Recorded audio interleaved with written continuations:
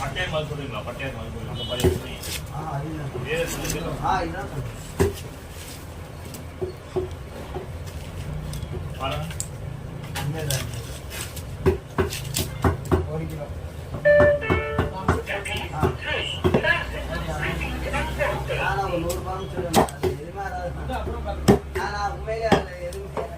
அது எத்தனை ரேட்டு தானே அது உண்மையில ஒரு ரூபாய் கூட இல்லை. நீங்க கேட்கும் அப்படியே அம்மா தான் காசு சொன்னாங்க ரேட்டு.